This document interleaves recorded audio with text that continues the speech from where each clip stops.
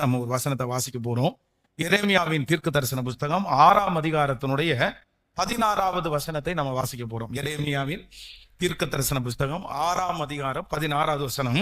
வழிகளிலே நின்று பூர்வ பாதைகள் எவைகள் என்று கேட்டு விசாரித்து நல்ல வழி எங்கே என்று பார்த்து அதிலே நடவுங்கள். அப்பொழுது உங்கள் ஆத்துமாவுக்கு இளைப்பாறுதல் கிடைக்கும் என்று கர்த்தர் சொல்லுகிறார். இன்னொரு விஷயம் கூட வாசிக்கலாம், சத்தமா எல்லாரும் வாசிக்கலாம். வழிகளிலே நின்று பூர்வ பாதைகள் எவைகள் என்று கேட்டு விசாரித்து நல்ல வழி எங்கே என்று பார்த்து அதிலே நடவுங்கள். அப்பொழுது உங்கள் ஆத்துமாவுக்கு இளைப்பாறுதல் கிடைக்கும் என்று கர்த்தர் சொல்லுகிறார். கர்த்தருடைய பிள்ளைகளே, ஒரு மனிதனுடைய வாழ்க்கையிலே இந்த இளைப்பாறுதல் அப்படின்னா, இந்த சமாதானம் அப்படின்றது ரொம்ப முக்கியமான ஒன்று. எது செஞ்சாலும் நம்முடைய இருதயம் ஒரு சமாதானமா இருக்கணும், ஒரு இளைப்பாறுதலா இருக்கணும். அது கொஞ்சம் சம்பாதிச்சாலும், பெருசா சம்பாதிச்சாலும், நிறைய வந்தாலும், கொஞ்சம் வந்தாலும், பெரிய பொறுப்புகளா இருந்தாலும், சின்ன பொறுப்புகளா இருந்தாலும், இந்த சமாதானம் யாருக்குள்ள எல்லாம் இருக்கிறதோ அவர்கள் எல்லாரும் மிகப்பெரிய பாக்கியவான்கள். ஆண்டவருடைய வார்த்தை சொல்லுகிறது, நான் உங்களுக்கு சமாதானத்தை தருவேன், இந்த உலகம் கொடுக்கிற பிரகாரமாய் அல்ல, என்னுடைய சமாதானத்தையே உங்களுக்கு நான் வைத்து போகிறேன். அப்போ நம்முடைய ஆண்டவர் யார் அப்படின்னா, வேதம் சொல்லுகிறது, அவர் சமாதானக்காரனர். ஆமென் சொல்லுங்கள். எவ்வளவு பெரிய கலக்கமா இருந்தாலும், எவ்வளவு பெரிய பயமா இருந்தாலும், எல்லா இடத்துலையும் ஆண்டவர் வந்து நிற்கிற இடத்துல கர்த்தர் என்ன கொடுத்தார் அப்படின்னா, உங்களுக்கு சமாதானம், உங்களுக்கு சமாதானம்.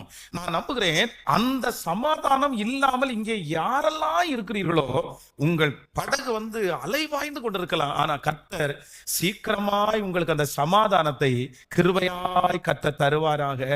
வேதத்துல இந்த இடம் சொல்லுகிறது, யாருக்கு சமாதானம் கிடைக்கும் அப்படின்னா, யார் தங்களுடைய வழியை கண்டுபிடிக்கிறார்களோ, யார் அவர்களுக்குரிய வழியிலே நடக்கிறார்களோ அவர்களுக்கு என்ன ஆகுமாமா, ஒரு சமாதானம் உண்டாகும். கவனிங்கள், சிலர் காலையில வேலைக்கு போகும்போது பாத்தீங்க அப்படின்னா ரொம்ப டென்ஷனா போவாங்க. நம்முடைய வேலைகளை நம்ம நிறைய பேர் ரொம்ப டென்ஷனா செய்யறோம். ஆனா சிலர் பாத்தீங்க அப்படின்னு சொன்னா அவ்வளவு சமாதானமா அந்த வேலையை அவங்க செய்வாங்க. அவங்க சம்பாத்தியத்துல, அவங்களுடைய சாப்பாட்டுல, மத்தியானம் பாத்தீங்க அப்படின்னு சொன்னா சாப்பிட்டுட்டு அப்படியே அந்த சேர்ல சாஞ்சிட்டாங்கன்னா ஒரு 5 நிமிஷம் அப்படியே டீப்பா தூங்கிடுவாங்க. அப்படின்னா அவங்களுக்கு ஒரு சமாதானம் இருக்குது. ஆனா நிறைய பேர் என்ன பண்றது இல்லைன்னா, சமாதானம் இல்லை. காரணம் என்னன்னா, அவர்களுக்கு அந்த வேலையில அவங்களுக்கு இன்ட்ரெஸ்ட் இல்லை, அந்த வேலை அவர்களுடைய வேலை இல்லை, அதுல பெரிய பிடிப்பு இல்லை, அதுல நான் நடக்கிறதை வெறுப்போட நிறைய பேர் செய்கிறார்கள். அதனாலதான் அந்த வேலையிலே அவர்களுக்கு சமாதானம் இல்லாமல் இருக்கிறது. ஆனா வேதம் சொல்லுது, உங்களுடைய வழியிலே நீங்கள் நடப்பீர்களே ஆனால் அந்த வழியிலே உங்களுக்கு என்ன உண்டாகும் என்றால் சமாதானத்தை கர்த்தர் தருவார். நான் நம்புறேன், இந்த சத்தத்தை கேட்கிற ஒவ்வொருத்தரையும் இதுக்கு முன்னாடி நீங்கள் வழி தப்பி திரிந்திருக்கலாம், இதுக்கு முன்னாடி இன்னொருத்தருடைய வழியிலே நீங்க நடந்திருக்கலாம், உங்களுடைய பாதைகளை நீங்கள் கண்டுபிடிக்காமல் இருந்திருக்கலாம், உங்களுடைய பாதைகளை நீங்கள் தேடிக்கொண்டே இருக்கலாம். என்னுடைய வழி இதுதானா, நான் இங்கதான் நடக்கணுமா, இதுதான் என் எதிர்காலமா? ஆனால் நான் இங்கே பிரசங்கம் பண்ணும் போதே கர்த்தருடைய வார்த்தையை சொல்லி உங்களை பிளஸ் பண்றேன். இந்த மாதம் முடிகிறதுக்குள்ளே, இந்த வருடம் முடிகிறதுக்குள்ளே கர்த்தர் உங்கள் அனைவரையும் உங்களுக்குரிய பாதையிலே கர்த்தர் உங்களை கொண்டு போய் நிற்க வைத்து அதிலே உங்களை நடத்தி கர்த்தர் உங்களை சந்தோஷப்படுத்தி, ஆமென், நீங்கள் சீக்கிரமாய் கண்டுபிடிக்க போகிறீர்கள். நீங்கள் சீக்கிரமாய் உங்கள் பாதைகளை கர்த்தர் உங்களுக்கு காண்பிக்க போகிறார். இதுதான் உங்களுடைய பாதை என்று உங்க மனசு சந்தோஷப்பட போகிறது. ஹல்லேலூயா. இன்றைக்கு ஒரு 3 காரியத்தை உங்களோட பேச போறேன். வேதத்திலிருந்து தங்களுடைய வழி தவறுன 3 பேர். அவங்க ஏற்கனவே போன வாரம் ஒரு 3 காரியத்தை கர்த்தர் நம்மோடு பேசினார். வழி, ஒரு தேவனுடைய பிள்ளையினுடைய ட்ராக்கை சேஞ்ச் பண்ற ஒரு 3 காரியத்தை கடந்த வாரம் பேசினேன். இந்த வாரம் வேதத்திலிருந்து ஒரு 3 நபர்களை உங்களுக்கு சுட்டிக்காட்டி, அவங்க தங்களுக்காக வைத்திருந்த பாதையை தவறினார்கள். எப்படி தவறினாங்க, என்ன அவங்களுக்குள்ள வந்துச்சு அப்படின்றத நம்ம தியானிக்க போறோம். கடந்த சில நாட்களுக்கு முன்பாக இந்த கேரளாவில் ஒரு கேன்சர் ஹாஸ்பிட்டல்ல ஒரு 32 வயது மதிக்கத்தக்க ஒரு சகோதரியை அட்மிட் பண்ணி, அவங்களுக்கு ரொம்ப வயிற்றுக்குள்ள அவங்களுக்கு கேன்சர். அப்போ அவங்களுக்கு இந்த வயசுல ஏன் இப்படி வந்துச்சு அப்படின்ற ஒரு இது போகுது. அப்போ ஒரு நாள் அவங்க என்னை சந்திச்சு அவங்க ரொம்ப அழுது என்கிட்ட பேசினாங்க. என்ன அப்படின்னா, தங்களுடைய வீட்டுல பண கஷ்டம், தன்னுடைய கணவனாருக்கு சம்பளம் குறைவானது. ஆனா சாப்பாட்டுக்கெல்லாம் ஒன்றும் குறைவில்லை. இவங்களுக்கு பக்கத்து வீட்டுல இவங்க டிவி பார்க்குற வீட்டுல வந்து அவங்க உட்கார்ந்து பேசும்போது அவங்க என்ன சொன்னாங்கன்னா, உன் வீட்டுல தான் கஷ்டமா இருக்குது, உன் கணவனார் தான் ரொம்ப கஷ்டப்படுறாரு, ஒண்ணு பண்ணு, நான் ஒரு சின்ன ஐடியா சொல்றேன், அதை மட்டும் நீ செஞ்சுட்டேன்னா உனக்கு நிறைய பணம் கிடைக்கும் அப்படின்னு அந்த அந்த லேடி அந்த சிஸ்டரை வழி நடத்துறாங்க. என்ன அப்படின்னு கேட்டா, இந்த கரு முட்டை வந்து நிறைய பேருக்கு இல்லாம இருக்குது, உன்னிடத்துல இருக்கிற இந்த கரு முட்டையை எடுத்து நீ அதை வித்துட்ட அப்படின்னு சொன்னா உனக்கு நிறைய வசதி, உனக்கு நிறைய பணம் கிடைக்கும் அப்படின்னு அந்த பிள்ளைய வழி நடத்தி, ரொம்ப ஒரு கொடூரமான சம்பவம். உடனே இவங்களும் ஆசைப்பட்டு என்ன பண்ணிட்டாங்கன்னா, பணம் கிடைக்கும் அப்படின்னு சொல்லி ஹாஸ்பிட்டல்ல போய் பல டைம் வந்து தன்னுடைய கருமுட்டை உருவாக அதை கொண்டு போய் வித்துட்டே இருந்திருக்காங்க. அப்போ இந்த டாக்டர்கள் வந்து டாக்டர்ல அந்த அந்த அந்த கரு முட்டையை உள்ள எடுக்கும் போது அது ஒரு கரண்டி மாதிரி அப்படியே வச்சுதான் எடுப்பாங்க பாருங்களேன். அப்ப எடுக்கும் போது என்னன்னா, சின்ன சின்ன அந்த அந்த உடைவான சில சில தூவங்களை அவங்க அப்படியே வந்து கிளீன் பண்ணாம அப்படியே விட்டாங்க. அது எல்லாம் சேர்ந்து ஒரு கட்டியாக மாறி அது கேன்சராக மாறி இன்னைக்கு வந்து பாத்தீங்கன்னா ரொம்ப வருத்தப்பட்டு மரணத்தோடு கூட அவர்கள் போராடி கொண்டிருக்கிறார்கள். இதே கோயம்புத்தூர்ல ரத்னபுரியில நடந்த சம்பவத்தை உங்களுக்கு சொல்றேன். சில 2-3 நாட்களுக்கு முன்பாக ஒரு சகோதரி என்னை வந்து சந்திச்சாங்க. எனக்கு ரொம்ப ஆச்சரியமா இருந்துச்சு. என்ன அப்படின்னு சொன்னா, பாஸ்டர் நான் ரொம்ப மோசம் போயிட்டேன். என்ன அப்படின்னு கேட்டா, கடன் பிரச்சனை தாங்க முடியாம தன்னுடைய கிட்னியை வித்தா பணம் கிடைக்கும்னு நினைச்சு இவங்க போய் ஒரு இடத்துல அப்ரோச் பண்ணிருக்காங்க. அப்ரோச் பண்ண இடத்துல என்ன சொல்லிருக்காங்கன்னா, உன்னுடைய கிட்னியை நாங்க வாங்கிக்கிறோம், ஆனா அந்த கிட்னியை ஆபரேஷன் பண்ணி எடுக்கிறதுக்கு 2.5 லட்சம் ரூபாய் ஆகும், 1.5 லட்சம் ரூபாய் ஆகும், அதை எடுத்து ஆபரேஷன் பண்ணி நாங்க வச்சு வித்ததுக்கு பிற்பாடு உனக்கு காசு தந்துடுறோம் அப்படின்னு சொல்லி கிட்டத்தட்ட 14 லட்சம் ரூபாய் கிட்னியை ஆபரேஷன் பண்ணி எடுக்கிறதுக்கு எடுத்திருக்காங்க. ஐயோ, என்னால தாங்கவே முடியல. இவ்வளவு ஞான குறைவா? அப்போ சிலர் இந்த உலகத்துல இருக்கிற ஒவ்வொரு ஆண்டவருடைய பிள்ளைகளும் ரொம்ப கவனமா இருக்கணும். நீ ரொம்ப கவனமா இருக்கணும். இந்த உலகத்துல இருக்கிற சில மனிதர்களோட நீங்க பழகிட்டீங்கன்னு வைங்களேன், அவங்க வந்து உங்களை வழி மாறி உங்களை ஏதோ ஒரு ஒரு பிரச்சனைக்கு முடிவு வந்து நீங்க வந்து ஒரு பிரச்சனையினுடைய முடிவு வந்து உடனே எடுக்கணும்னு நினைக்காதீங்க. சில பிரச்சனைகளுடைய முடிவை உடனே நீங்க சரி செய்ய முடியாது. அதுக்கு வந்து உங்க உடம்ப பலிகாடாக்குறதுனால, உங்க உடம்பத்தினுடைய பார்ட்டுகளை விற்கிறதுனால சரி பண்ண முடியாது. ரொம்ப கவனமா இருக்கணும் ஆண்டவருடைய பிள்ளைகள். இந்த மாதிரி காரியங்களிலே சிக்காதபடிக்கு ஆண்டவர் உங்களுக்கு கிருபையாய் ஞானத்தை கட்ட தருவாராக. சோ இந்த காலத்துல இப்படிப்பட்ட ஆட்கள் இருக்கிறாங்கன்றது எனக்கு ரொம்ப பிரமிப்பா இருக்குது, ரொம்ப கஷ்டமா இருக்குது. அப்படியே அழுது ஜோமனா அந்த சிஸ்டர் அப்படியே அழுது, பாஸ்டர் வேற வழி தெரியல, எனக்கு வேற வழி தெரியல. அதனால ஆண்டவர் உங்களை கிருபையாய் காப்பாற்றுவார். ஒரு 3 காரியத்தை நம்ம வந்து இன்னைக்கு தியானிக்க போறோம், எடுத்துக்கொள்ளலாம். முதலாவதாக ஆதியாகமம் 13ஆம் அதிகாரத்துல 7வது வசனத்தை வாசிக்க போகிறோம். ஆதியாகமம் 13ஆம் அதிகாரம் 7வது வசனத்திலிருந்து வாசிக்கலாம். ஆபிரகாமுடைய மந்தை மேய்ப்பருக்கும் லோத்துனுடைய மந்தை மேய்ப்பருக்கும் வாக்குவாதம் உண்டாயிற்று. அக்காலத்திலே கானானியரும் பெரிசியரும் அத்தேசத்தில் குடியிருந்தார்கள். ஆபிரகாம் லோத்தை நோக்கி, எனக்கும் உனக்கும் என் மேய்ப்பருக்கும் உன் மேய்ப்பருக்கும் வாக்குவாதம் வேண்டாம், நாம் சகோதரர், இந்த தேசமெல்லாம் உனக்கு முன்பாக இருக்கிறது அல்லவா, நீ என்னை விட்டு பிரிந்து போகலாம், நீ இடதுபுறம் போனால் நான் வலதுபுறம் போகிறேன், நீ வலதுபுறம் போனால் நான் இடதுபுறம் போகிறேன் என்றார். அப்பொழுது லோத்து தன் கண்களை ஏறெடுத்து பார்த்து யோர்தான் நதிக்கு அருகான சமபூமி முழுவதும் நீர்வளம் பொருந்தி இருக்கிறதாய் கண்டான். கர்த்தர் சோதோமையும் குமாராவையும் அழிக்கும் முன்னே சோவாருக்கு போகும் வழி மட்டும் அது கர்த்தருடைய தோட்டத்தை போலவும் எகிப்து தேசத்தை போலவும் இருந்தது. கவனிங்க, போதும், கவனமாய் கவனிங்கள். இந்த இடத்துல வந்து லோத்து என்கிற மனுஷன் ஆபிரகாமோடே சேர்ந்தார். லோத்துக்கு தரிசனம் இல்ல, லோத்து வந்து ஒரு பெரிய ஆள் ஆகணும்னு நினைக்கல. ஆனா இப்ப லோத்து பெரிய ஆளா ஆயிட்டாரு. லோத்து வந்து ஆபிரகாமை போல ஆட்டு மந்தைகளுக்கு அவன் பெரிய தலைவனாய் மாறினான். இவனுக்கு எப்படி வந்துச்சு அப்படின்னு கேட்டா, தரிசனம் உள்ள ஒரு மனுஷனோட இருந்ததுனால, ஆண்டவருடைய பிள்ளையோடு கூட அவன் ஐக்கியம் வச்சதுனால கர்த்தர் ஆண்டவருடைய பிள்ளைய மட்டும் இல்ல, லோத்தையும் கர்த்தர் ஆசீர்வதித்தார். நீங்க நல்லவர்களோட கனெக்ஷன் வச்சிருந்தீங்கன்னா, நல்லவர்களோட நீங்க பழகுனீங்கன்னா, உங்களை விட சாதிக்கிற, உங்களை விட நல்ல மெச்சூரிட்டியான ஆட்களோட உங்களுக்கு பழக்கம் கிடைச்சு அதை நீங்க தக்க வச்சிட்டீங்கன்னா, கண்டிப்பா சொல்றேன், அவர்களோட சேரும்போது நீங்களும் ஆசீர்வதிக்கப்படுவீர்கள். ஆனா கெட்டவர்களோடு நீங்க சேர்ந்துட்டீங்க அப்படின்னு சொன்னா உங்களுடைய வாழ்க்கையிலே ஆசீர்வாதத்தை எதிர்பார்க்கவே முடியாது. ரொம்ப கொடுமையான விஷயம் என்ன அப்படின்னா, ஆண்டவருடைய பிள்ளைகள் நிறைய பேரு டபுள் மீனிங்ல பேசினவங்க இருக்கிறாங்க.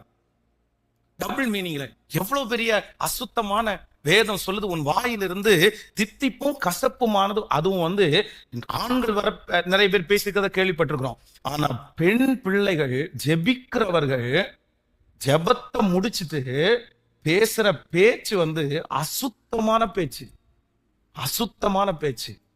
அடுத்தவங்க வீட்டுல நடக்கிறத பேசுறது, கணவன் மனைவியினுடைய உறவை பற்றி பேசுறது, குடும்ப உறவுகளை பற்றி பேசுறது, இதெல்லாம் என்ன?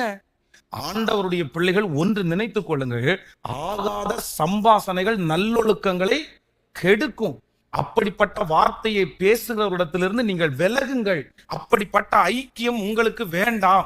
அப்படிப்பட்ட கெட்ட நபர்களோட நீங்க சவகாசம் வச்சிருந்தீங்க அப்படின்னு சொன்னா நீங்க எப்படி மெச்சூர்ட் ஆவீங்க? நீங்க எப்படி ஆண்டவருடைய பிள்ளைகளா மாற முடியும்? நீங்க எப்படி வளர முடியும்? பாருங்க, சிலருடைய கணவனார் சொல்லும் போது அப்படி சொல்லிருக்காங்க, அவங்களுக்கு அனுப்புகிற அவங்க தோழிகள் தான் அனுப்புகிற எஸ்எம்எஸ் அவ்வளவு அசிங்கமான எஸ்எம்எஸ். எப்படி இதெல்லாம் கர்த்தருடைய பிள்ளைகள் ஒன்று நினைத்துக் கொள்ளுங்கள், அம்மா அப்பாவே இப்படிப்பட்ட தப்பான நபர்களோட பழக்கம் வச்சிருந்தீங்கன்னா உங்க பிள்ளைங்க கண்டிப்பாக நல்ல அளவுல வளரவே முடியாது, வளரவே முடியாது. உங்களுடைய ஐக்கியம் குறை சொல்றவங்கள்ட்டயும், உங்களுடைய ஐக்கியம் கெட்ட வார்த்தை பேசுறவங்கள்ட்டையும், உங்களுடைய ஐக்கியம் அந்த மனைவியை பற்றி இந்த கணவனை பற்றி பேசுறவங்களிடத்திலையும், அசுத்தமா பேசுறவங்களிடத்திலையும் உங்களுடைய ஐக்கியம் இருக்குமானால் உங்க குடும்பத்துல என்ன சமாதானத்தை? நல்லா இருக்கிறது மாதிரி தெரியும், ஆனா உங்க குடும்பம் ரொம்ப கஷ்டப்பட்டுரும். ரொம்ப ஜாக்கிரதை. நம்ம சேருகிற ஆட்கள், நீங்கள் பழகுகிற ஆட்கள் நல்லவங்களா இருக்கணும். நல்ல அவங்கள்ட்ட ஏதாவது கத்துக்கிறது மாதிரி இருக்கணும், அவங்க ஏதாவது சொல்லி கொடுக்கறது மாதிரி இருக்கணும், அவங்கள பார்த்து படிச்சுக்கிறது மாதிரி இருக்கணும். இந்த மாதிரி ஆண்டவருடைய பிள்ளைகள் வாலிப தம்பிகளுக்கும் தங்கச்சிகளுக்கும் சொல்றேன், உன் கிளாஸ்ல அந்நிய நுகத்திலே அவிசுவாசிகளோடு பிணைக்கப்படாதிருப்பீர்களாக. ஏன்னா ஒளிக்கும் இருளுக்கும் சம்பந்தமே இல்லையாமா. இந்த தெருவில் நீங்க குடி இருக்காதீங்க, இந்த தெருவில் குடி இருக்க வேண்டாம் அப்படின்னு ஏன் சொல்றோம் அப்படின்னு சொன்னா வேற எதுனாலையும் இல்ல. அந்த தெருவில் இருக்கிற 4 பேருடைய குடும்பத்துல அவங்களுக்கு நல்ல பேர் இல்ல, அவங்களுடைய வாழ்க்கை முறை சரியில்லை, அந்த வீட்டுக்கு யாரோ வந்துட்டு போறாங்க, உங்களையும் அப்படி தப்பா நினைச்சிருவாங்க, உங்களை அப்படி தேவையில்லாம உங்களை கைட் பண்ணுவாங்க, உங்களை அப்படி வழி நடத்த கூடாது என்கிறதற்காக தான் இந்த தெரு உனக்கு வேண்டாம், இந்த தெருவில் நீ பழகக்கூடாது, இந்த ஆட்களோட உங்களுக்கு சவகாசம் வேணாம் அப்படின்னு அதனாலதான் சொல்றாங்க. ஆனா சிலர் என்னன்னா அதென்ன ரொம்ப கவனம், ரொம்ப கவனம். படிக்கிற தம்பிங்க தங்கச்சிங்க இன்னைக்கு நிறைய பேர் கெட்டு போய் இருக்கிறதுக்கு காரணம் என்ன அப்படின்னா, சேர்க்க நீங்க சேரலைன்னா உன் வாழ்க்கை ஒண்ணும் இல்லாம போயிருமாங்க. ரொம்ப கவனம், ரொம்ப கவனம். நீ சிகரெட் அடிக்க மாட்ட, ஆனா சிகரெட் அடிக்கனோட சேர்ந்துட்டு அப்படின்னு சொன்னா என்னைக்காவது ஒரு நாள் உன்னை அப்படி அவங்க கைட் பண்ணாங்கன்னு நீ என்ன பண்ண முடியும்? நீ பேசவே வேண்டான்னு சொல்லல, நீ அவங்கள வெறுத்துன்னு சொல்லல, ஆனா என்ன அப்படின்னா உன்னுடைய பழக்க வழக்கம் முழுவதும் கெட்டவர்களோட வைத்திருந்தீங்கன்னா நீங்க எப்படி ஆவிக்குரிய வாழ்க்கையில முன்னேறுவீங்க? ஒரு ஆவிக்குரிய பையனோட நீங்க பழக்கம் வச்சிருந்தீங்கன்னா அந்த ஆவிக்குரிய பையன் ஏதாவது ஒரு கஷ்டம் வரும்போது, டே ஜெபத்துக்கு போலாமா, டே ஜெபம் பண்ணலாமா, டே பைபிள் வாசியா அப்படின்னு கேட்பான். ஆனா அதே இது உலகத்திலே இருக்கிற நண்பர்களோட நீங்க பழக்கம் வச்சிருந்தீங்கன்னா அவன் என்ன கேட்பான் தெரியுமா? இன்னைக்கு இந்த படம் ரிலீஸ் ஆயிருக்கு, போலாமா, இங்க தண்ணி அடிக்க போயிடலாமா, இத பாத்தியா, இந்த வீடியோ நான் அனுப்பவா, இந்த போட்டோ நான் அனுப்பவா, இதான் கேட்பான். வேற என்ன கேட்க முடியும்? ஏன்னா முழுக்க உலகத்துல இருக்கிறான். வாலிப தங்கச்சிகளுக்கும் அப்படிதான். உங்களுடைய பழக்கம் எப்படி இருக்குன்னு நினைக்கிறீங்க? வேலைக்கு போற அம்மாங்க, வேலைக்கு போற அப்பா என்ன மோசம் தெரியுமா? எவ்வளவு சில பெண் பிள்ளைகளை பெற்று வைத்திருக்கிற அம்மாங்க அவ்வளவு மோசமான வார்த்தை, அவ்வளவு மோசமான வார்த்தை. எவ்வளவு சர்ச்சில் உட்கார்ந்துட்டு ஒருத்தங்க சொல்ற அவங்களுடைய எக்ஸ் லவ் அங்க இருக்கிறாரம்மா. பெண்கள் சிரிக்கிறதுக்காக அல்ல, வருத்தத்தோட சொல்றேன். சர்ச்சில் உட்கார்ந்துட்டு 15 வருஷத்துக்கு முன்னாடி வால்பாறையில அவங்க 2 பேரும் ஒரே ஸ்கூல்ல படிச்சாங்களாமா. 2 பேரும் ஒருத்தருக்கு ஒருத்தர் ஸ்கூல்ல லவ் பண்ணாங்களாமா. அதை எங்க உட்கார்ந்து சொல்லுங்க? இந்த வயசுல என்னம்மா இது பேச்சு? என்னம்மா இது பேச்சு? அதை சிரிக்கிறதுக்கு 4 பேர், அதை சொல்றதுக்கு 4 பேர். ரொம்ப கவனமா இருங்க, ரொம்ப கவனமா இருங்க. நீங்க ரொம்ப இதே போல பழக்கங்கள் உங்களுக்கு இருக்குமானால் உங்க குவாலிட்டியை நீங்க இழந்துருவீங்க, உங்க வாழ்க்கையை நீங்க இழந்துருவீங்க. விளையாட்டல்ல. ஒரு திருச்சபை இன்னைக்கு சுக்குநூறாய் உடைஞ்சிச்சு. என்ன உடைஞ்சிச்சு அப்படின்னா ஒண்ணும் இல்ல, குறையாய் சொல்லல, உங்களுக்கு உணர்வுக்காக சொல்லுகிறேன். அந்த பாஸ்டர் அம்மா வந்து எல்லாரிடத்துலயும் அடிச்சு பேசுறது அந்த பாஸ்டர் அம்மாவுக்கு வழக்கம். சும்மா போன பசங்களை தோலை தட்டிட்டு நான் எப்படி இருக்க அப்படின்னு பேசுறது வழக்கம். அது சும்மா எல்லார்ட்டையுமே அவங்க அப்படிதான் பேசுவாங்க, அப்படி பண்ணுவாங்க. ஒரு நாள் புதிதாய் வந்திருக்கிற ஒரு பையன் ஒரு 2-3 மாசமா சர்ச்சுக்கு வந்துட்டு இருக்கிறான். இவங்க எல்லாரையும் தோலை தட்டி ஹாய் ஹலோ அப்படின்னு பேசுறதுனால அவனும் ஒரு நாள் போய் போகும்போது தெரியும் இவங்களுடைய தோலை தட்டிட்டு என்ன ஹாய் அப்படின்னு பேசினதை எல்லாரும் பார்த்துட்டாங்க. இந்த ஒரு சின்ன விஷயம் புகஞ்சு புகஞ்சு புகஞ்சு பெருசா மாறி அந்த திருச்சபையே உடைகிற அளவிற்கு கொண்டு போய் விட்டுருச்சு. உடஞ்சிருச்சு, அது உடஞ்சிருச்சு. ரொம்ப ஜாக்கிரதை, ரொம்ப ஜாக்கிரதை.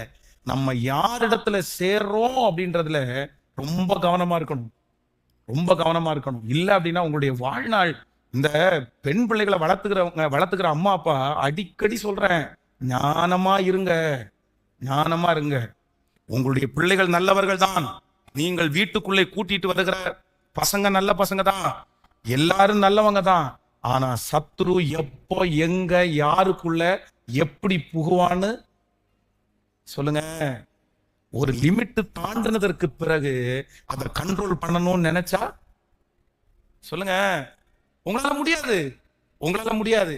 இத கண்ணும் கருத்துமாய்தான். இந்த உலகம் அவ்வளவு மோசமான உலகமா இருக்குது. அதனால ஆண்டவர் உங்களுக்கு கிருபை தருவார். என்ன கிருபை தருவார்னா, உங்க பிள்ளைகளை பாதுகாப்பாய் வளர்க்கக்கூடிய கிருபையை கர்த்தர் கிருபையாய் தருவாராக. ஆமேன் சொல்லுங்க. கைகளை அசைத்து ஒரு ஹல்லேலூயா சொல்லுங்க. ஆமேன். இந்த உலகத்திலே நாசியிலே சுவாசம் இருக்கிற எந்த மனுஷனையும் நம்ம என்ன பண்ண முடியாது, நம்பவே முடியாது. நான் அதுக்காக எல்லாரையும் சந்தேகப்படணும்னு சொல்லல, ஆனா ரொம்ப கவனமாய் வாழ கர்த்தர் உங்களுக்கு கிருபை தருவார். அப்போ இந்த லோத்து ஆபிரகாமோடு இருக்கும்போது பாத்தீங்க அப்படின்னா, அவன் தரிசனம் உள்ளவன் அல்லவா, அவன் நல்ல ஆடு மந்தைகள் மாட்டு மந்தைகள் பெருகுது அல்லவா, அவனை பார்த்தோம்னா இவனுக்கும் தரிசனம் வருது, நம்மவும் ஒரு 4 ஆடு வாங்கி விடணும், நம்மவும் பெருக பண்ணணும், நம்மவும் நல்ல நிலைமைக்கு வரணும். அவனை பார்த்து பார்த்து பார்த்து பார்த்தே இந்த லோத்து ஒரு மிகப்பெரியவன் ஆனான். அவர்களுக்கும் இவர்களுக்கும் வாக்குவாதம் வருகிற அளவிற்கு அவன் பெரியவன் ஆனான்.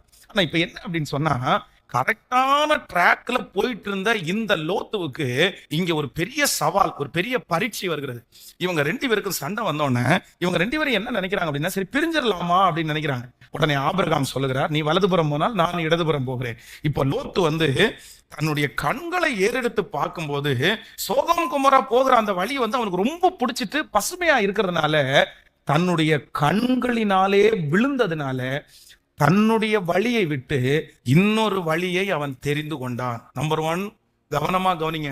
உங்களுடைய ட்ராக்க மாத்துகிற 4வது மிகப்பெரிய ஆயுதம் என்ன அப்படின்னு சொன்னா, உங்களுடைய கண்களுக்கு இனிமையாய் தோன்றுகிற சில காரியங்கள் நீங்கள் போகிற பாதையை விட்டு உங்களை என்ன பண்ணும் அப்படின்னு சொன்னா, உங்களை வழி விலக பண்ணி விடும். என் கண்களோட நான் உடன்படிக்கை பண்ணணும், என் கண்களை நான் சரியாய் பார்த்துக்கணும். கவனிங்க, இந்த கண்ணானது சரீரத்தின் விளக்கா இருக்கிறது. இந்த கண் கெட்டு போனா உங்களுடைய சரீரம் முழுவதும் கெட்டு போயிருமாமா, சரீரம் முழுவதும். இந்த கண்ணு தான் எல்லாத்துக்கும் ஆயுதம்.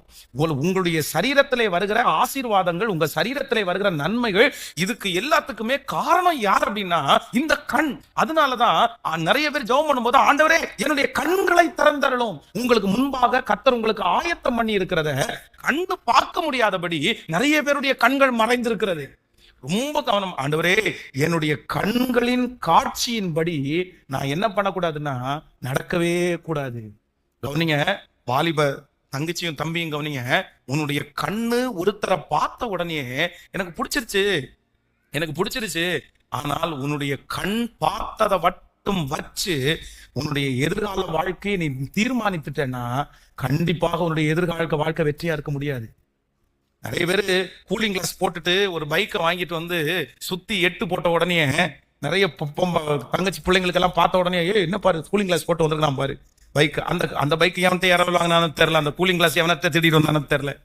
இல்ல சொல்றேன், சில பிள்ளைகளுக்கு பார்த்த உடனே ஒரு அட்ராக்ஷன், சில தம்பி பார்த்த உடனே ஒரு அட்ராக்ஷன். ஐயோ இந்த பிள்ளை நல்ல பிள்ளையா தான் இருக்கும், இந்த பையன் நல்ல பிள்ளையா தான் இருக்கும்.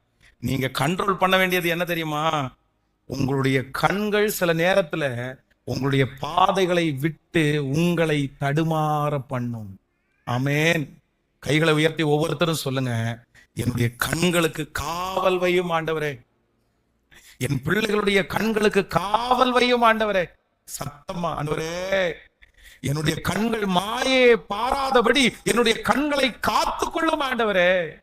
என்னுடைய கண்களால் அசுத்தத்தை ரசிக்காதபடிக்கு, என்னுடைய கண்களால் ஆண்டவரே உமக்கு பிரியமில்லாத காரியத்தை ரசிக்காதபடிக்கு என்னுடைய கண்களை காத்து கொண்டு என்னுடைய கண்களுக்கு முன்பாக எனக்காக நீர் ஆயத்தம் பண்ணி வைத்திருக்கிற அந்த எதிர்காலத்தை காணும்படி என்னுடைய கண்களை திறந்தருளும், என் கண்களை திறந்தருளும். அல்லேலூயா. ஒவ்வொருத்தரும் நீங்க எடுக்க வேண்டிய பெரிய தீர்மானம் என்ன அப்படின்னு சொன்னா, ஆண்டவரே என்னுடைய கண் பார்த்தது எல்லாத்தையும் நான் செஞ்சிட முடியாது, கண்ணு பார்த்தது எல்லாத்தையும் அனுபவிச்சிட முடியாது. என்னுடைய கண்கள் நிறைய நேரத்தில் பொய் சொல்லும். உங்க கண்ணு பொய் சொல்லும், உங்க கண்ணு பொய் சொல்லும். உங்க கண்ணு சில நேரத்தில் ஒரு சைடு மட்டும்தான் பார்க்க முடியும். உங்க கண்ணுனால சில நேரத்தில் வெளி தோற்றத்தை மட்டும்தான் பார்க்க முடியும். ஆனா வேதம் சொல்லுகிறது, மனிதனோ முகத்தை பார்க்கிறான், கர்த்தரோ இருதயத்தை. இந்த சர்ச்சில் இந்த சத்தத்தை கேட்கிற யாராவது ஒரு வாலிப தம்பி தங்கச்சி, இன்னைக்கு நீ தடுமாறி கொண்டிருக்கலாம். உன் கண்ணுக்கு ரொம்ப பிரியமா இருக்கலாம், உன் கண்ணுக்கு ரொம்ப இஷ்டமா இருக்கலாம், உன் கண்ணுக்கு அந்த பர்சனை தவிர வேற யாரையுமே உங்களுக்கு ஒரு பெரிய விதம் தெரியாம இருக்கலாம். முழுக்க முழுக்க உங்க கண்ணுக்கு நிறைஞ்சு அந்த நபர் உங்களை ஆளுகை செய்யலாம்.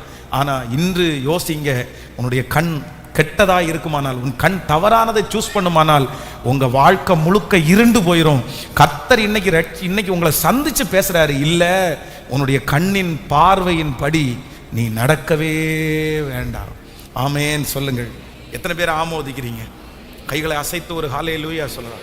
அதான் சிம்சோன் இடத்துல அவங்க அப்பா பேசும்போது பேசுறாரு, எப்பா என்ன நீ என்ன பேசிட்டு இருக்கேன்னு கேட்கிறாரு. இல்ல எனக்கு கல்யாணம் பண்ணிக்கணும்னு சொல்லும்போது, நீ கல்யாணமே பண்ணிக்க முடியாதுப்பா, நீ பிறந்ததுலேருந்தே நீ நசரேயன்.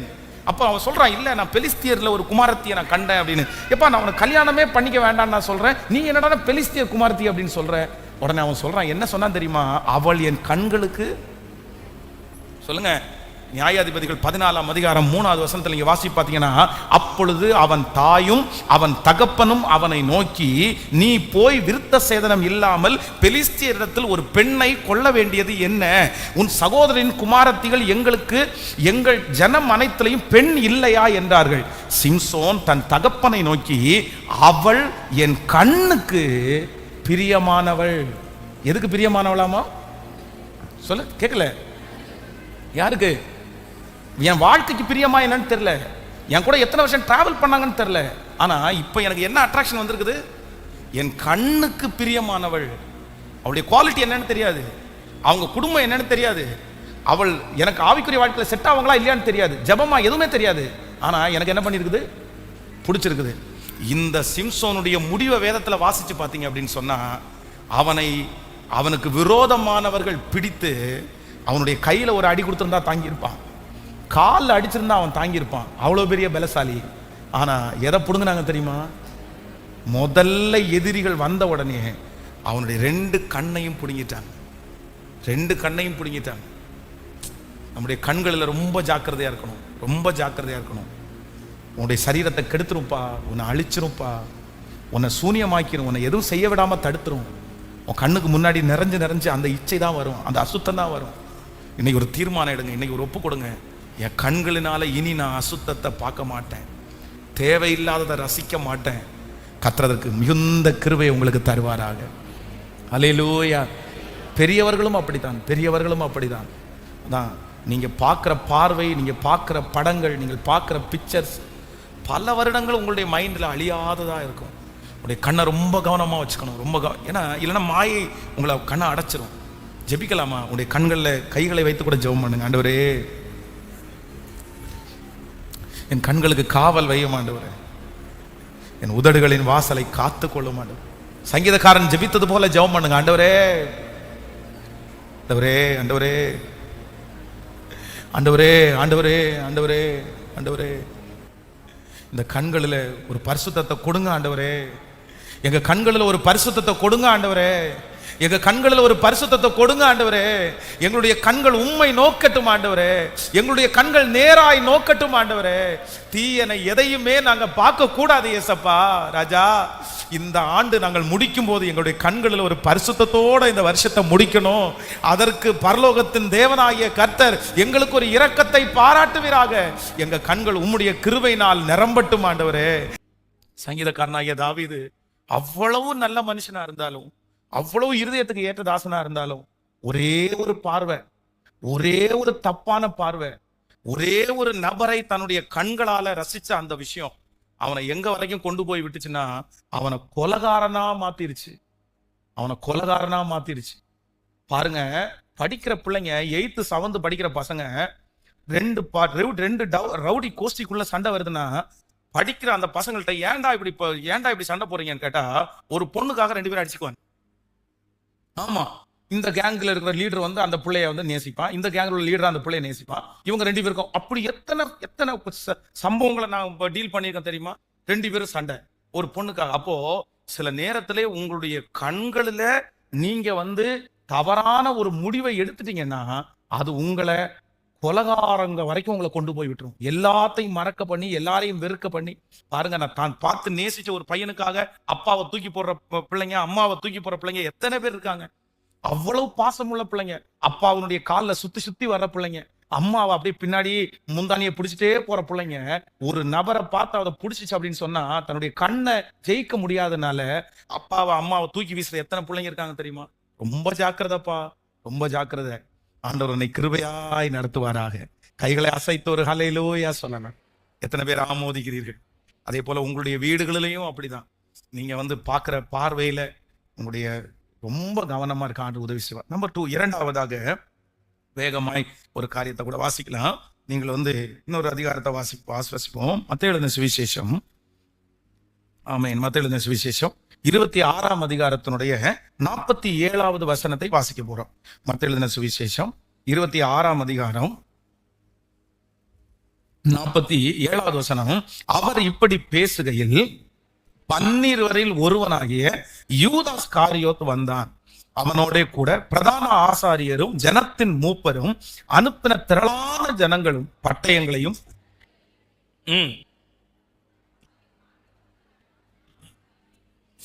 திரளான ஜனங்கள் அவரை காட்டி கொடுக்கிறவன் தான் எவனை முத்தம் செய்கிறானோ அவன்தான் அவனை பிடித்துக் கொள்ளுங்கள் என்று அவர்களுக்கு அடையாளம் சொல்லி இருந்தான். உடனே அவன் இயேசுவினிடத்தில் வந்து ரபி வாழ்க என்று சொல்லி அவரை முத்தம் செய்தான். இயேசு அவனை நோக்கி, சிநேகிதனே, என்னத்திற்காக வந்திருக்கிறாய் என்றார். அப்பொழுது அவர்கள் கிட்ட வந்து இயேசுவின் மேல் கை போட்டு அவரை பிடித்தார்கள். கவனிங்க ஆண்டவருடைய பிள்ளைகளே, இந்த இடத்துல இந்த முழு உலகத்திற்கும் ஆண்டவருடைய பெரிய சுவிசேஷத்தை கொண்டு போகிறதற்கு ஆண்டவருக்கு அடுத்தபடியாய் கர்த்தர் 12 பேரை ஆண்டவர் தெரிந்து கொண்டார். அந்த 12 பேரையும் ஆண்டவர் விசேஷப்படுத்தினார். தன்னோடு வைத்திருக்கவும் தன்னுடைய ஊழியத்துல தான் கூட டிராவல் பண்றதுக்கும் ஆண்டவர் வந்து 12 பேரை செலக்ட் பண்றார். அந்த 12 பேர்ல 11 பேரை இந்த பூமியில மட்டும் இல்ல, பரலோகத்துல ஆண்டவர் இருக்கிற அந்த சிங்காசனத்துக்கு பக்கத்துல அவர்களுக்கும் கர்த்தர் ஒரு இடத்தை கொடுத்து அங்கேயும் அந்த 12 பேரை கர்த்தர் வந்து அந்த 11 பேரை முன்குறிக்கிறார். ஆனா 12 பேர்ல எல்லாரும் அவங்கவுங்க ட்ராக்ல ஓடிட்டாங்க. சிலர் பெருசா, சிலர் சின்னதா, சிலர் வந்து ஊழியத்தை செஞ்சாங்க. ஆனா அந்த 12 பேர் இருக்க வேண்டிய இடத்துல ஒரே ஒருத்தன் மட்டும் தள்ளப்பட்டான். யூதாஸ் காரியோத்து மட்டும் அந்த தரிசனத்துக்குள்ள வரவே இல்லை. கர்த்தரவனை அழைச்சார், கர்த்தரவனை சொல்லி கொடுத்தார், ஆண்டவரோட நடந்தான். ஆனா அந்த பாக்கியத்தை இழந்துட்டான். என்ன இந்த இடத்துல இந்த மனுஷன் இந்த பாக்கியத்தை இழக்கிறதுக்கு காரணம் என்ன அப்படின்னு சொன்னா, நான் என்ன நம்புறேன்னா, இந்த யூதாஸ் காரியத்திற்கு வந்து ரொம்ப விளையாட்டு அப்படின்னா சில காரியத்தை வந்து ரொம்ப அசால்ட்டா நினைக்கிறதுல அவன் ஒரு பெரிய விஷயம், அது ஒரு அசால்ட்டா நினைக்கிறது அப்படின்னு சில சொல்லுவாங்கல்ல, அது என்ன பெரிய விஷயம், அது என்ன பெரிய விஷயம் அப்படின்னா, ஆண்டவரை கூட்டி கொடுக்கணும், ஆண்டவரை காமிச்சு கொடுக்கணும், ஆண்டவரை அடிப்பாங்க, உதைப்பாங்க, ஆண்டவரை சிலுவையில அறைவாங்க. இந்த மாதிரி நினைச்சு இந்த யூதாஸ் காரியோத்து வந்து அவரை காட்டி கொடுக்கவே இல்லை. என்ன நினைச்சானா, ஆண்டவரை உப்பரிக்கு மேல மலைக்கு மேல கொண்டு வந்து தள்ள பார்த்தாங்க, இயேசு தப்பிச்சு வந்தாரு. அங்க அடிக்கிறதுக்கு அத்தனை பேர் கூடுனாங்க, இயேசு தப்பிச்சு வந்தாரு. ஆண்டவர் எங்க போனாலும் தப்பிச்சு வருவாரு. இப்போ நான் ஆண்டவரை புடிச்சு கொடுத்தா கூட ஆண்டவர் ஈஸியா என்ன பண்ணுவாரு, தப்பிச்சு வந்துருவாரு. எனக்கு பணமும் கிடைக்கும், ஆண்டவரும் வந்துருவாரு. அப்போ அவ்வளோ ஆண்டவர் வந்து இடையில சொல்றாரு, என்னை காட்டி கொடுக்கிறவன் பிறவாமல் இருந்தால் நலமா இருக்கும் அப்படின்னு சொல்றாரு. ஆனா அப்ப கூட உணர்வு வரல. அது என்ன பெரிய விஷயம், ஆண்டவர் தப்பிச்சு வந்துருவாரு. நம்பர் 2, இரண்டாவதாக உங்க வாழ்க்கையில உங்களுடைய ட்ராக்க மாத்திர ஒரு மிகப்பெரிய ஆயுதம் என்ன அப்படின்னு சொன்னா, சில விஷயத்த நீங்க அசால்ட்டா எடுத்துட்டீங்கன்னா அதன் நிமித்தம் வருகிற ஆபத்தை நீங்கள் சந்திக்க வேண்டியதா இருக்கும். கவனிங்க, சீரியஸா எடுக்க வேண்டிய விஷயத்தை என்னதான் பண்ணணும் சொல்லுங்க. பக்கத்துல கையை பிடிச்சி சொல்லுங்க, எல்லாத்துலயும் விளையாட்டுத்தனம் பண்ணாதீங்க. சொல்லுங்க, எல்லாத்துலயும் விளையாடாதீங்க. எல்லாத்துலயும் விளையாடுனா நீங்க ஆபத்துல சிக்கிடுவீங்க. ஆமென். சிலருக்கு அவ்வளோ எல்லாத்துலயுமே விளையாட்டு, எல்லாத்துலயுமே எந்த காரியத்திலையுமே ஒரு ஒரு சூதானம் இல்லாம அவ்வளவுதான். அதென்ன நான் வந்துருவேன், அதென்ன நான் விட்டுருவேன், அதென்ன நான் பண்ணிடுவேன், எனக்கு ஒன்றும் பிரச்சனை இல்லை, எனக்கு ஒன்றும் பிரச்சனை இல்லை. ரொம்ப கவனம், ரொம்ப கவனம். உங்களுக்கு ஆண்டவர் ஞானத்திலேயே ஒரு விசேஷித்த ஞானத்தை கத்த தரணும். என்ன அப்படின்னு சொன்னா, சீரியஸாய் கவனமாய் இருக்க வேண்டிய காரியத்துல கர்த்தர் உங்களை கிருபையாய் கவனமாய் நடத்துவாராக. ஆமென். வாழ்க்கையோட யாரும் விளையாட முடியாது, பரிசுத்தத்துல யாரும் விளையாட முடியாது. உங்களுடைய விளையாட்டு நாளைக்கு வருத்தத்துக்குரிய சூழ்நிலையா நிற்க கூடாது. அந்த நேரத்துல நான் விளையாட்டுக்கு அல்லவோ செஞ்சேன், நான் அப்படி நினைச்சு செய்யலையே, நான் அப்படி நினைச்சு பேசலையே, நான் அந்த மாதிரி ஆள் இல்லை. நீங்க என்னதான் நிரூபிச்சாலும் அது ஒரு பிரச்சனைன்னு வந்ததற்கு பிற்பாடு அந்த இடத்துல நீங்கள் வெட்கப்பட்டு நின்று விடுவீர்கள். அப்போ இன்னைக்கு ஒரு ஞானத்துக்காக ஜெபம் பண்ணுங்க. ஆண்டவரே, விளையாட்டு சில பாருங்க அவ்வளவு ஆசீர்வாதங்கள் இருக்கும், ரொம்ப விளையாட்டு, பணத்துல ரொம்ப விளையாட்டு. யோசேப்பினுடைய கையில ஒரு பொறுப்பு கொடுக்கப்படுகிறது. 7 வருடங்கள் சந்தோஷமான வருடம். ஒருத்தன் கோதுமையை கொண்டு வர்றான், ஐயா 10 மூட்டை கோதுமை வந்திருக்குன்னு சொன்ன உடனே சரி அந்த ஓரத்துல எங்கேயாவது போட்டுரு அப்படின்னு அசால்ட்டா எடுத்திருந்தாருன்னா இல்ல, அதை கொண்டு போய் சேஃப்டியா வைப்பா, அதை வைக்க வேண்டிய இடத்துல வைப்பா. அதற்காக ஒரு குடோனை கட்டி அதான் நிறைய பிரமிடுகள் அப்படி அந்த சேஃப். அதனாலதான் அடுத்த 7 ஆண்டுகள் வரும்போது அத்தனை ஜனங்களுக்கும் அவனுடைய ஆகாரத்தை அவன் கொடுக்க முடிஞ்சிருச்சு. அந்த நேரத்துல அப்படி அசால்ட்டா நினைச்சிருந்தா, அது ஒரு பெரிய விஷயமா எடுக்காம இருந்தா. இந்த வாலிப தம்பி தங்கச்சி, உன்னை இந்த 2 வாரமா உங்களை நான் தனியே கவனிக்கிறேன், தனியே உங்கள்கிட்ட பேசுறேன்.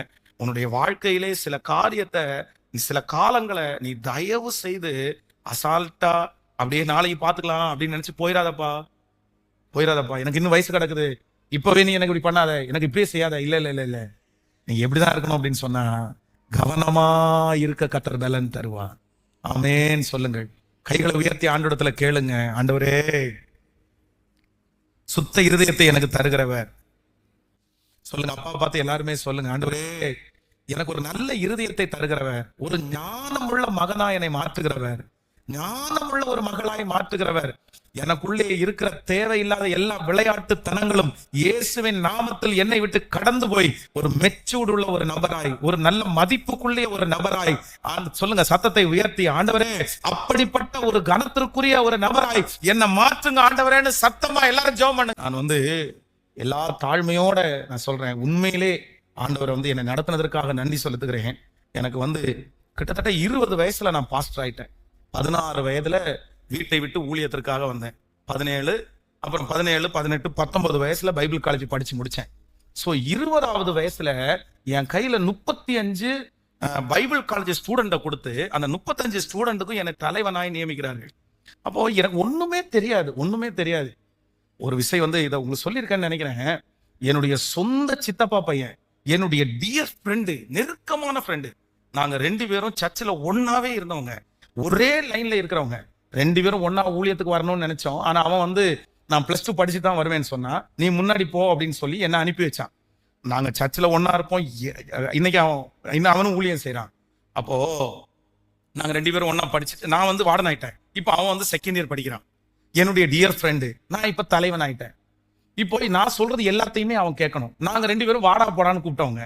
இப்போ அவன் வாடா போடான்னு என்ன கூப்பிட முடியாது, என்ன பிரதர் தான் கூப்பிடணும். நாங்க ஆனா வீட்டுக்குள்ள வாடா போடான்னு கூப்பிட்டவங்க. இப்ப என்ன பண்றேன்னு தெரியல. சரிடா, நீங்க வந்திருக்கிற, நான் வாடனா இருக்கிறேன், என்ன பண்ண முடியும், நீ அப்படிதான் கூப்பிட்டாகணும் அப்படின்னு வச்சு. ஒரு நாள் நான் பைபிள் காலேஜ் ஸ்டூடெண்ட்டுக்கு பாட்டு கேட்கறதுக்கு பெர்மிஷன் கொடுக்கல. சரி அப்படின்னு சொல்லி இவங்களுக்கு பாட்டு எப்படியாவது கேட்டா நல்லா இருக்கும்னு சொல்லி என்னுடைய செலவிலேயே மேல ஒரு ஸ்பீக்கரை மாட்டி கீழே இருந்து பாட்டு போட்டா மேல பாத்தீங்கன்னா ஸ்பீக்கர் கேட்கும். ஒரு ஃபாஸ்டிங் ப்ரேயருக்கு எல்லாரும் கிளம்பிட்டு இருக்காங்க, 5 மினிட்ஸ் டைம் இருக்குது. நான் பாட்டை ஆஃப் பண்ணிட்டேன் கீழே. சரி இவங்க எல்லாம் ரெடியாகி போயிடுவாங்கன்னு மேல இருந்து இவன் சொல்றான், இந்த மாதிரி பாட்டை கொஞ்சம் போட்டு விடுங்க, 5 மினிட்ஸ் இருக்குல்ல. நான் உடனே சொன்னேன், 5 நிமிஷம் தான் இருக்குது, நீங்க எல்லாம் கிளம்பி வாங்க, நீங்க பாட்டெல்லாம் போட வேண்டாம் அப்படின்னு சொல்லிட்டு நான் என்னுடைய ரூமுக்குள்ள வரேன். வந்துட்டு எனக்கு திரும்பியும் தோணுது, இவங்க என்ன பேசுவாங்கன்னு பாக்குறதுக்காக திரும்பி நான் ரூம் போறேன். போன உடனே எல்லா பசங்களும் அமைதியா இருக்காங்க. என்னுடைய நெருக்கமான அந்த டியர் ஃப்ரெண்டு, அவன் செகண்ட் இயர் தானே, அவன் என்ன சொல்றான் தெரியும், இவனுக்கு என்னவாமா, ஏன் அங்க இருந்து ஒரு பாட்டை வந்து ஆன் பண்ணி விட முடியாதா, பெரிய இவன மாதிரி பேசிட்டு இருக்கிறான், என்ன பெரிய அப்படின்னு பயங்கரமா திட்டுறான். என்ன திட்டுறான், எனக்கா கோவம்னா அப்படி கோவம் வருது. இப்போ பவர் என் கையில இருக்குது, நான் என்ன வேணாலும் பண்ணலாம். அவனை வந்து பைபிள் காலேஜை விட்டு வெளியே போங்க அப்படின்னு சொல்லி மேல் இடத்துல சொன்னா கூட அனுப்பி விட்டுருவாங்கன்னு வைங்களேன். அந்த மாதிரி உரிமையை கொடுத்து வச்சிருக்காங்க. நான் ரொம்ப கோபமா வேகமா என் ரூமுக்கு வர்றேன். வந்துட்டு இவனை விட்டுறக்கூடாது, இப்படி இவன் நம்ம கூட இருந்தான்னு சொல்லிட்டு ரொம்ப ஓவரா பேசுறான், எல்லாருமே இவன் இப்படி பேசுறானா எல்லாருமே மதிக்காம போயிடுவாங்க, இவனுக்கு ஏதாவது ஒரு பாடத்தை கற்பிச்சு கொடுக்கணும் அப்படின்னு நினைச்சு நேர ரூமுக்குள்ள வந்து பைபிளை திறக்கிறேன். நீதிமொழிகள்ல ஒரு வசனம் வருது. என்ன வசனம் அப்படின்னா, சொல்லப்படும் எல்லா வார்த்தையும் கவனியாதே, கவனித்தால் உன்னுடைய எதிரி உன்னை நிந்திக்கிறத உன் காதுல, ஐயோ அப்படியே மூடி வச்சுட்டு, தப்பு என்னுடையதான் ஆண்டவரே, தப்பு என்னுடையதான் ஆண்டவரே, நான் வந்து அவன்கிட்ட நான் சொல்லிட்டு திரும்பி போய் அவன் என்ன பற்றி என்ன பேசுறான்னு கேட்க போனது ஏன் தப்பு. உடனே அந்த வார்த்தைக்கு கீழ்ப்படிஞ்சு ஒண்ணுமே நீ செய்யல, அவனுக்கு அதை குறிச்சு எதுவுமே அவன்கிட்ட நான் பேசவே இல்லை. ஸோ அவனும் இன்னைக்கு வந்து பாஸ்டரா இருக்கிறான், நானும் இன்னைக்கு பாஸ்டரா இருக்கிறேன். ஆனா 21 வயதுல ஆண்டவர் என் கையில பாஸ்டருடைய பொறுப்பை கொடுத்தார். ஆனா உண்மையிலே கர்த்தருக்கு நான் நன்றி செலுத்துகிறேன். அந்த 25-21 வயசுல எப்படி ஞானமா அந்த சர்ச்சை நடத்தினேன், எப்படி ஆலோசனை கொடுத்தேன், எதுவுமே தெரியல. ஆனால் என் இளமையை குறித்து ஒருவரும் என்னை அசட்டை பண்ணாதபடி கர்த்தர் கற்பிலும் நடக்கையிலும் பேச்சிலும் நிறைய பேருக்கு கர்த்தர் முன்மாதிரியாகவே கர்த்தர் வைத்தார். ஆமேன், சொல்லுங்க பார்க்கலாம். ஆமேன். அப்போ உங்களை குறித்து ஒருவரும் அசட்டை பண்ணாதபடி, ஒருவரும் அசட்டை பண்ணாதபடி இப்போ இருக்கிற நீங்க ரொம்ப கவனமா இருக்கணும். உங்களுக்கு அந்த பொறுப்புணர்வு, உங்களுக்கு அந்த பொறுப்புணர்வு, நான் ஒரு நல்ல ஒரு குடும்பத்துல பிறந்த பிள்ளை, நான் ஒரு நல்ல குடும்பத்துல உள்ளவன், எங்க அப்பா மரியாதைக்குரியவர், எங்க அம்மா மரியாதைக்குரியவர்கள், நாங்க இப்படி பண்ணக்கூடாது, நமக்கு இது தேவையில்லை, அந்த ஞானம் மட்டும் உங்களுக்கு வந்துச்சுன்னா இந்த உலகத்துல ஒரு வெற்றியுள்ள வாழ்க்கையை கர்த்தர் உங்களுக்கு வாழ கிருபை தருவாராக. ஆமென், சொல்லுங்கள் பார்க்கலாம். கைகளை அசைத்து ஒரு ஹல்லேலூயா, சத்தமா ஒரு ஹல்லேலூயா சொல்லுங்களேன். எல்லாரும் ஆண்டவரத்துல கேளுங்க, ஆண்டவரே எனக்கு ஒரு கிருபை தாங்க. என்னன்னா, எனக்கு நான் எப்படி இருக்கணும் அப்படின்னா, உங்களை பார்க்கும்போது நிறைய பேருக்கு இந்த வயசுல இவங்களுக்கு இவ்வளவு பெரிய ஞானமா அப்படின்னு சொல்ற அளவிற்கு கர்த்தர் உங்களை ஞானத்துல சிறந்திருக்க கர்த்தர் செய்வாராக. ஆமென்.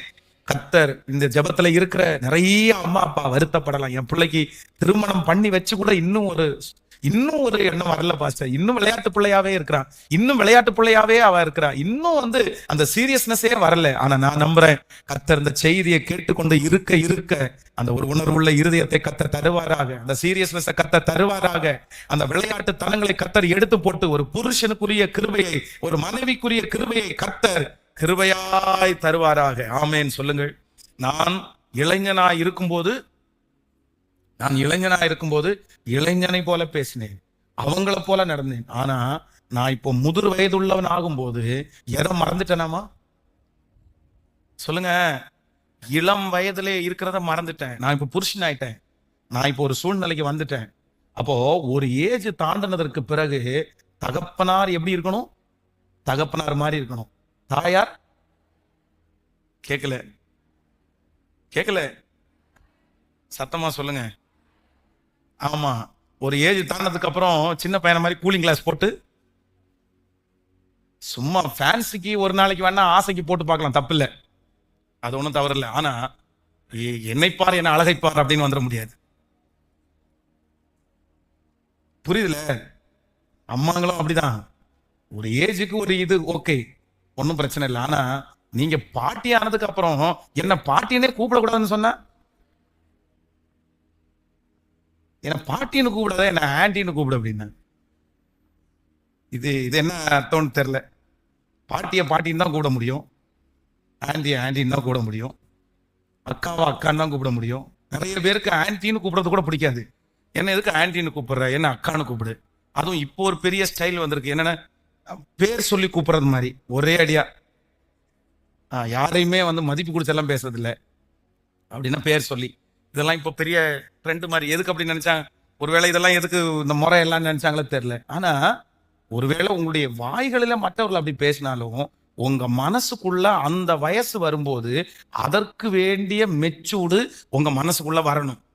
பக்கத்துல இருக்கிற கையை பிடிச்சி சொல்லுங்க, ஒரு ஏஜ் வந்துச்சு அப்படின்னு சொன்னா அந்த வயதிற்குள்ள அந்த எண்ணம் உங்க மனசுக்குள்ள வரணும். நான் இப்போ ஒரு அப்பா, நான் இப்போ ஒரு அம்மா, நான் இப்போ ஒரு பாட்டி, நான் இப்போ ஒரு தாத்தா, நான் இப்போ ஒரு ஆன்டி, நான் இப்போ ஒரு அங்கிள் அப்படின்னு எங்க வரணும்? கேட்கல. மற்றவங்களும் உங்களை அக்கான்னு கூப்பிடுறது தப்பு இல்லை, சந்தோஷம். நீங்க அக்கா மாதிரி இருந்தா சந்தோஷம். ஆனா உங்க மனதிற்குள்ளே நீங்கள் விளையாட்டுத்தனம் ரொம்ப ரொம்ப ஜாக்கிரதை. கவனிங்க, ஒரு ஃபேமிலி வந்து சர்ச்சுக்கு வரல, ஒரு சிஸ்டர் ஃபேமிலி வரல. அப்ப அந்த பாஸ்டருக்கு ரொம்ப வருத்தமா இருக்குது. சரி, அந்த ஃபேமிலியை எப்படியாவது சர்ச்சுக்குள்ள கொண்டு வரணும்னு முடிவு எடுக்கிறாரு. சரி, என்ன பண்ணலாம்னு யோசிக்கும் போது அந்த சிஸ்டர் வந்து ஏற்கனவே வந்து ஒரு வசன போட்டி முடிச்சு அதுல வந்து அவங்க வின் பண்ணியிருக்கிறாங்க. உடனே இவர் என்ன நினைக்கிறாருன்னா, பேசாம சாரி வாங்கி கொடுத்துடலாமான்னு நினைக்கிறாரு. எதுக்கு?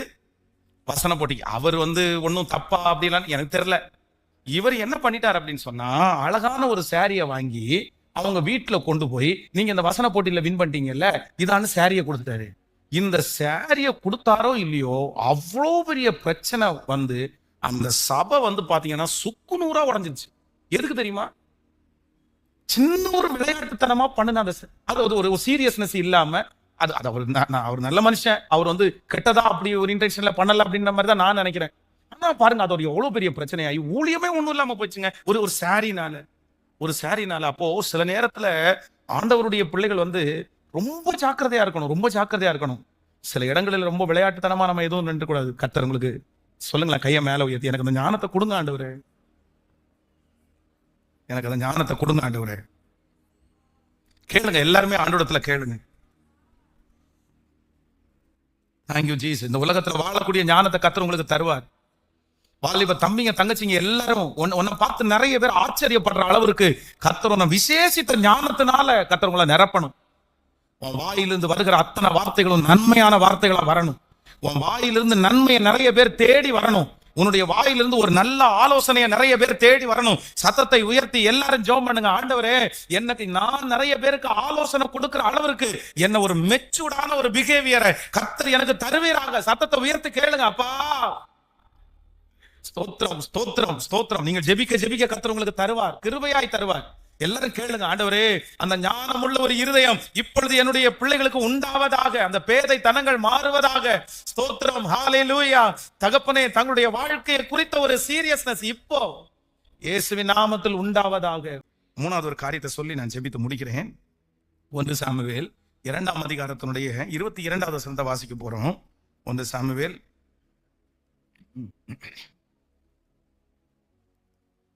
ஆமென். ஏலி மிகுந்த கிழவனா இருந்தான். அவன் தன் குமாரர் இஸ்ரவேலுக்கெல்லாம் செய்கிற எல்லாவற்றையும், அவர்கள் ஆசரிப்பு கூடாரத்தின் வாசலிலே கூட்டம் கூடுகிற ஸ்திரீகளோட சயனிக்கிறதையும் கேள்விப்பட்டு அவர்களை நோக்கி, நீங்கள் இப்படிப்பட்ட காரியங்களை செய்கிறது என்ன? இந்த ஜனங்கள் எல்லாரும் உங்கள் பொல்லாத நடக்கைகளை சொல்ல கேட்கிறேன். என் குமாரரே, வேண்டாம். நான் கேள்விப்படுகிற இந்த செய்தி நல்லதல்ல. கர்த்தருடைய ஜனங்கள் மீறி நடக்கிறதற்கு காரணமாய் இருக்கிறீர்களே. மனுஷருக்கு விரோதமாக மனுஷன் பாவம் செய்தால் நியாயாதிபதிகள் அதை தீர்ப்பார்கள். ஒருவன் கர்த்தருக்கு விரோதமாய் பாவம் செய்தானாயில் அவனுக்காக விண்ணப்பம் செய்யத்தக்கவன் யார் என்றான். அவர்களோ தங்கள் தகப்பன் சொல்லை கேளாமற் போனார்கள். அவர்களை சங்கரிக்க கர்த்தர் சித்தமானார். ஆமென். மூணாவது, இந்த ஏலியின் பிள்ளைகள் வேதம் சொல்லுகிறது அவங்களுக்குரிய ட்ராக்க மாறிட்டாங்க. அவங்களுடைய ட்ராக் அவங்கள விட்டு போயிடுச்சு. காரணம் என்ன அப்படின்னு சொன்னா, வேதம் சொல்லுகிறது ஆலயத்திலே பலியிட வந்தவர்களுடைய பலிய அவங்க என்ன நினைச்சாங்கன்னா அற்பமா நினைக்கிற அளவுக்கு நடந்தாங்களாம். நீங்க அந்த வசனத்தை வாசிக்க முடியும். தேவாலயத்திலே பலியிட வந்தவர்கள் கர்த்தருக்கு செலுத்தப்படுகிற பலியை அவர்கள் வந்து அசுத்தமா நினைச்சாங்க. காரணம் என்னன்னா, அந்த அளவிற்கு இவர்களுடைய பொல்லாத நடக்கை. அவங்க தகப்பனார் வந்து சொல்லும் போது சொல்றாரு, மனிதர்கள் இவங்க சுத்தி இருக்கிறவங்க எல்லாரும் உங்களுடைய பொல்லாத நடக்கையை அவங்க சொல்லி நான் கேள்விப்படுறேன்ப்பா, வேண்டாம், இது நமக்கு நல்லதில்ல அப்படின்னு சொன்னாங்க. ஆனால் தங்களுக்கு எழும்புகிற மாமிச இச்சைகளை அவர்கள் அடக்க முடியாமற் போன காரணத்தினாலே வேதம் சொல்கிறது வழிமாறி போனார்கள். 3 காரியத்தை இன்னைக்கு கர்த்தர் பேசினார். நம்பர் 1, முதலாவதாக நம்முடைய வழியை விட்டு நம்மளை திசை திருப்புறது என்ன? சொல்லுங்க. நம்முடைய கண்களில நம்ம ஜாக்கிரதையா இல்லாவிட்டால் நம்முடைய கண்கள் நம்மை வழி திருப்பி போகணும். நம்பர் 2, 2வது, சொல்லுங்க. அசால்ட்டா அசால்ட்டா அது உங்களை வழி விலகி போக பண்ணும். நம்பர் 3, மூன்றாவது, உங்களுடைய உங்களுடைய காரியங்களை, உங்களுடைய சரீரத்தை நீங்கள் அடக்கி ஆளாவிட்டால் அது உங்களை என்ன பண்ணிடும் அப்படின்னு சொன்னா வழிமாறி போக பண்ணும். இப்ப நம்ம வாசிக்க போறோம் அந்த ஃபர்ஸ்ட் வசனம், வழிகளிலே நின்று பூர்வ பாதைகள் எவைகள் என்று கேட்டு விசாரித்து நல்ல வழி எங்கே என்று பார்த்து அதிலே நடவுங்கள், அப்பொழுது உங்கள் ஆத்மாவுக்கு இளைப்பாறுதல் கிடைக்கும் என்று. எல்லாரும் எடுங்க, எரேமியா 6ஆம் அதிகாரம் 16வது வசனம். எரேமியா 6ஆம் அதிகாரம் இப்ப வாசிக்க போறோம். எல்லாரும் உங்க வீட்டுல ஒருவேளை வசன போர்டு ஏதாவது செய்யணும்னு நினைச்சீங்கன்னா இந்த வசனத்தை செய்யுங்க. வழிகளிலே நின்று பூர்வ பாதைகள் எவைகள் என்று கேட்டு விசாரித்து நல்ல வழி எங்கே என்று பார்த்து அதிலே நடவுங்கள், அப்பொழுது உங்கள் ஆத்மாவுக்கு இளைப்பாறுதல் கிடைக்கும் என்று. இன்னொரு விஷயத்தை வாசிக்கலாம். வழிகளிலே நின்று பூர்வ பாதைகள் எவைகள் என்று கேட்டு விசாரித்து நல்ல வழி எங்கே என்று பார்த்து அதிலே நடவுங்கள், அப்பொழுது உங்கள் ஆத்மாவுக்கு இளைப்பாறுதல் கிடைக்கும் என்று கர்த்தர் சொல்லுகிறார். ஆமே. நான் உங்களை பிளஸ் பண்றேன், நான் உங்களை ஆசீர்வதிக்கிறேன். ஆண்டவர் இந்த செய்தி முடியும் போது ஆண்டவர் நம்ம எல்லாரையும் நேர்த்தியான வழியில நடத்தி சமாதானமான ஒரு வாழ்க்கையை கர்த்தர் உங்களுக்கு எனக்கும் தருவாராக. அல்லேலூயா. உங்களுக்கு கட்டளையிடுவாராக. உங்கள் வேலை அது உங்களுக்குரியதாய் மாறட்டும். உங்கள் குடும்பம் கர்த்தர் உங்களுக்காக வைத்த குடும்பமாய் இருக்கட்டும். உங்கள் எதிர்காலம் கர்த்தர் உங்களுக்காக ஆயத்தம் பண்ணின எதிர்காலமாய் இருக்கட்டும். உங்கள் வாழ்க்கையிலே நீங்கள் நடந்து போகிற எல்லா வழிகளும், நீங்கள் பெற்றுக்கொள்கிற எல்லா ஆசீர்வாதங்களும் கர்த்தர் உங்களுக்கு தருகிற, ஆண்டவருடைய கரத்திலிருந்து வாங்குகிற, கர்த்தர் பிளஸ் பண்ணி கொடுக்கிற அந்த ஆசீர்வாதமாய் இருக்கட்டும் என்று உங்களை இந்த பலிபீடத்திலிருந்து மனதார நான் ஆசீர்வதிக்கிறேன். தடுமாறி திரிகிறவர்கள், வழி தெரியாமல் அலைகிறவர்கள், பாதை தெரியாமல் கஷ்டப்படுகிற அனைத்து பேரையும் இந்த ஆண்டு முடிகிறதுக்குள்ளே உங்கள் கரங்களை கர்த்தர் பிடித்து உங்களை அழைத்து கொண்டு வந்து உங்கள் வழிகளிலே கர்த்தர் உங்களை உறுதிப்படுத்தி உங்களுக்கு முன்பாக இருக்கிற கோணலை கர்த்தர் செவ்வையாக்கி கர்த்தர் உங்கள் வழிகளிலே, உங்கள் பாதைகளிலே உங்கள் குடும்பத்தை நிறுத்துவாராக. வழி தப்பி போயிருக்கிற அந்த பிள்ளையை கர்த்தர் கரத்தை பிடித்து கொண்டு வருவாராக.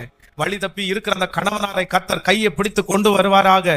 வழி தப்பி இருக்கிற அந்த வாலிப மகனையும் மகளையும் கர்த்தர் கரத்தை பிடித்து கொண்டு வந்து கர்த்தர் அந்த வழியிலே நிலைப்படுத்தி உங்கள் குடும்பத்திற்கு ஒரு பெரிய சமாதானத்தை கர்த்தர் கட்டளை இடுவாராக.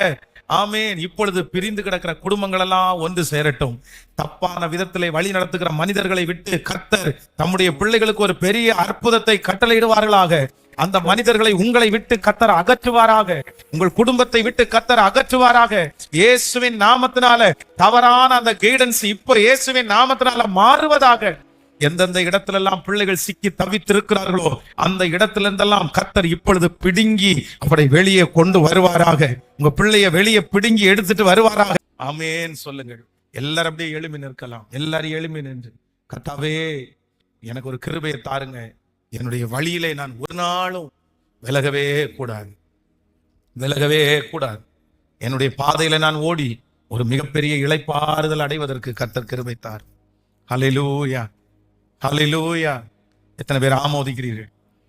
உங்களுக்குரிய வழிகளிலே கர்த்தர் உங்களை அழகாய் நடக்க பண்ணுகிற கர்த்தர், அழகாய் நடக்க பண்ணுகிற கர்த்தர், அழகாய் நடக்க பண்ணுகிற கர்த்தர். உங்கள் வழிகளில் ஒன்றும் என்ன பண்ணுவதில்லைன்னா பிசகுவதே இல்லை. சொல்லுங்கள் பார்க்கலாம். என்னுடைய வழிகள் ஒன்றும் பிசகுவதில்லை. சத்தமாய் சொல்லுங்கள். உங்கள் வழிகளில் ஒன்றும். ஆமென். நீங்க என்ன செஞ்சாலும் அதுல கர்த்தருடைய கரம் இருக்கட்டும். நீங்க என்ன செஞ்சாலும் கர்த்தர் அதுல வாய்க்க பண்ணட்டும். அது என்ன செஞ்சாலும் அது கர்த்தர் உங்களுக்காகவே வைத்ததாகவே இருக்கு. கவனிங்க, எல்லாரும் என்ன கவனிங்க. எல்லாரும் ஜெபம் பண்ண போறோம். என்ன ஜெபம் பண்ண போறோம் அப்படின்னு சொன்னா, ஆண்டவரே என்னுடைய வழியிலே என்னை கொண்டு போய் நிறுத்துவீராக.